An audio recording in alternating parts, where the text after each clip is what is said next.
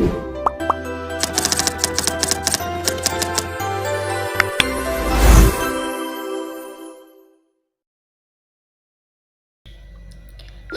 Assalamualaikum warahmatullahi wabarakatuh. Perkenalkan, nama saya Jane Gloria.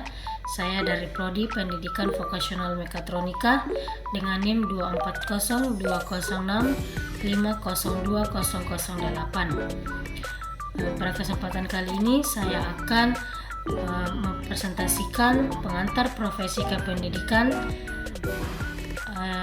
untuk memenuhi tugas saya di mata kuliah profesi kependidikan yang diampu oleh Ibu Dr. Umiati Rahma, SPD MT. Baik, langsung saja. Saya dari kelompok 1 dengan judul pengantar profesi kependidikan.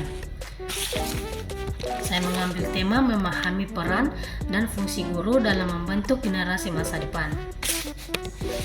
Definisi seorang pendidik. Definisi profesi pendidikan adalah profesi yang membutuhkan keahlian, pengetahuan, dan keterampilan dalam mendidik dan membimbing siswa untuk mencapai tujuan pendidikan. Nah, seperti yang kita ketahui, seseorang pendidik, guru, maupun dosen sangat membutuhkan keahlian tersebut dalam membimbing seseorang dengan profesional untuk mencapai tujuan seseorang tersebut. Nah, contoh guru, dosen, pelatih, dan pembimbing. Yang kedua, peran dan fungsi guru. Peran seorang guru tersebut, yang pertama, mendidik dan membimbing siswa. Nah, di sini saya akan bagi dua, yaitu mendidik. Mendidik adalah seorang guru bertanggung jawab untuk mengajar siswa dalam proses pembelajaran. Yang kedua itu pembimbing. Pembimbing itu sendiri, seorang guru dapat membantu siswanya dalam mengembangkan potensi kemampuan mereka. Yang kedua, mengembangkan kurikulum dan silabus. Nah, seperti kita ketahui, kurikulum dan silabus adalah dua konsep yang sangat penting dalam dunia pendidikan. Kurikulum itu sendiri adalah rencana pembelajaran yang disusun oleh sekolah atau lembaga pendidik untuk mencapai tujuan pendidikan siswa tersebut. Sedangkan silabus itu sendiri adalah rencana pembelajaran yang lebih rinci dan spesifik yang disusun oleh guru atau instruktur untuk mencapai tujuan pembelajaran. Yang ketiga, mengevaluasi proses belajar mengajar. Nah, tujuan evaluasi itu sendiri adalah ada beberapa seperti mengukur kemampuan siswa. Nah, dengan ini pembimbing boleh menilai siswa seberapa jauh sih siswa tersebut mencapai tujuan pembelajarannya. Yang kedua, meningkatkan kualitas pembelajaran. Nah, dengan ini jika terjadi menurun atau kelemahan pembelajaran seorang siswa tersebut, maka guru melakukan perbaikan dalam pembelajaran tersebut. Bisa juga dilakukan dengan mengembangkan strategi pembelajaran yang lebih efektif berdasarkan hasil evaluasi dari siswa-siswa tersebut. Kita masuk di fungsi. Yang pertama, membentuk karakter dan moral siswa. Membentuk karakter moral siswa dengan mengajarkan nilai-nilai seperti kejujuran, kerja keras, dan menghormati orang tua, guru, dosen, dan mengajar siswa atas tindakan yang mereka perbuat. Mengembangkan rasa empati dengan menolong sesama teman ataupun orang lain dan memahami perasaan orang lain, seperti ketika teman kita ditindas atau dibully, kita bisa menolong mereka. Yang kedua, mengembangkan kemampuan akademik siswa. Nah, di sini mengembangkan rencana dalam pembelajaran dengan kebutuhan siswa, seperti meningkatkan pembelajaran yang variatif, seperti mengadakan games. Yang keempat, membantu siswa mencapai tujuan pendidikan. Nah, di sini guru atau pendidik atau pembimbing bisa mencari tahu tujuan apa sih yang siswa inginkan.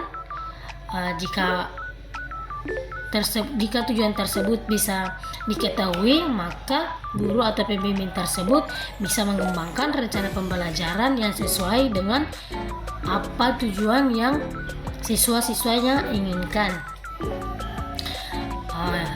Kita lanjut, kualifikasi dan kompetensi guru. Kualifikasi yang pertama itu pendidikan formal yang relevan dengan gelar atau formal seperti gelar seorang pendidik dengan gelar S1 atau sarjana, S2 atau magister, S3 atau doktor. Yang kedua, pengalaman mengajar yang cukup. Nah, jika seorang guru dengan pengalaman yang cukup dapat meningkatkan kemampuan pengolahan kelas atau siswa dengan baik, karena dapat kita ketahui siswa yang ditangani oleh guru yang pengalaman mengajarnya cukup lama akan mudah untuk mencapai suatu yang mereka inginkan, seperti pendekatan dengan siswa, bicara dengan siswa itu akan mudah dilakukan dengan pengalaman dia tersebut. Yang ketiga, sertifikasi guru yang valid. Nah, jika sertifikasi guru yang valid dipastikan itu guru tersebut sudah berpengalaman dan sudah mempunyai potensi yang sangat luar biasa. Nah, di sini kita masuk di kompetensi. Yang pertama itu kemampuan mengajar yang efektif, seperti membuat rencana belajar yang jelas dan terstruktur agar siswanya bisa mencapai tujuan pembelajaran dengan baik. Jika itu dilakukan, maka seorang siswa juga akan belajar dengan giat dan senang. Yang kedua, kemampuan mengembangkan kurikulum dan silabus. Nah, di sini yaitu memberikan metode pembelajaran yang berkembang agar siswa dapat mengetahui pembelajaran tersebut. Karena dapat kita ketahui bahwa kurikulum itu seperti saya katakan tadi, kurikulum dapat memberikan metode-metode yang baik dalam pembelajaran, seperti juga dengan silabus yang memberikan pembelajaran yang efektif, yang spesifik agar siswanya dapat belajar dengan baik. Nah, kemampuan mengevaluasi proses belajar mengajar.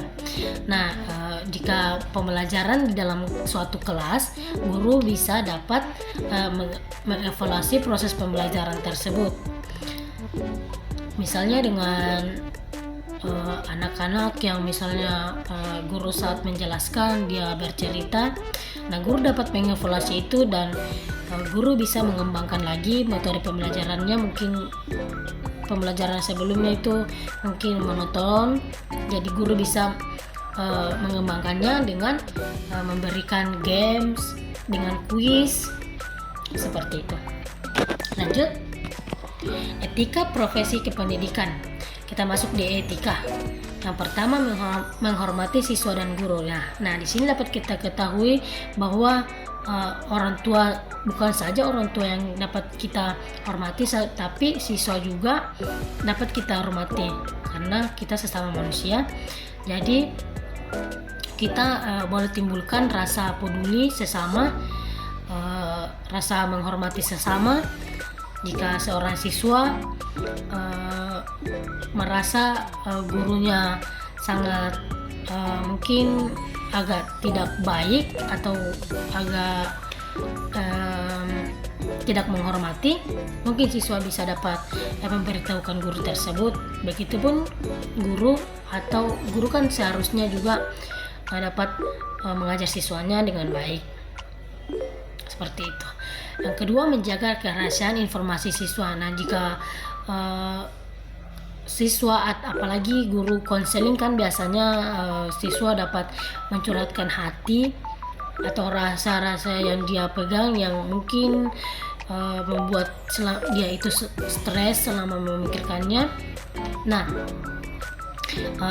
Etika pendidik juga bisa menjaga rahasia tersebut agar siswanya bisa percaya terus dengan pendidik tersebut. Yang ketiga, menghindari konflik kepentingan.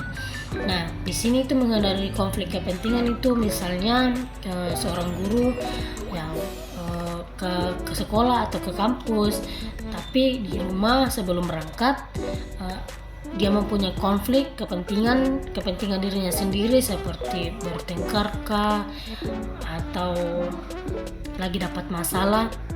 Mungkin guru profesional itu mungkin tidak bermasalah sampai di kampus atau sekolah dengan tidak membawa-bawa masalah tersebut masuk di pembelajaran. Nah, contohnya guru tidak boleh memfavoritkan siswa tersebut. Guru harus menjaga kerahasiaan informasi siswa, dan guru harus menghindari konflik kepentingan dengan siswa atau orang tua. Seperti itu. Nah, contoh di kehidupan nyata yaitu seorang guru SD yang memiliki kemampuan mengajar yang efektif yang dapat membantu siswa mencapai tujuan pendidikan. Guru tersebut memiliki etika yang baik dan dapat menjaga kerahasiaan informasi tersebut. Seperti itu. Nah, tugas dan tanggung jawab guru. Tugas mengajar dan membimbing siswa. Nah, seperti yang kita ketahui, guru atau dosen atau pembimbing yang seharusnya tugas mereka mengajar dan membimbing siswa, tapi bukan hanya itu, karena di tempat kita belajar atau di tempat pembimbing mengajar itu sebagai orang tua dan sebagai anak. Jadi mereka bisa dapat berkomunikasi dengan baik yang seharusnya. Yang kedua, mengembangkan kurikulum dan silabus seperti yang saya jelaskan tadi. Next. Yang ketiga, mengevaluasi proses pembelajaran mengajar. Nah, tanggung jawab seorang guru itu menjaga rahasia informasi siswa, menghindari konflik kepentingan, menjaga etika profesi kependidikan. Next. Nah, kita sampai di kesimpulan, profesi yang membutuhkan keahlian yaitu profesi pendidikan adalah profesi yang membutuhkan keahlian, pengetahuan, dan keterampilan dalam mendidik dan membimbing siswa untuk mencapai tujuan pendidikan. Guru harus memiliki kualifikasi dan kompetensi yang baik serta etika yang baik dalam menjalankan profesinya. Sekian dari saya. Assalamualaikum warahmatullahi wabarakatuh.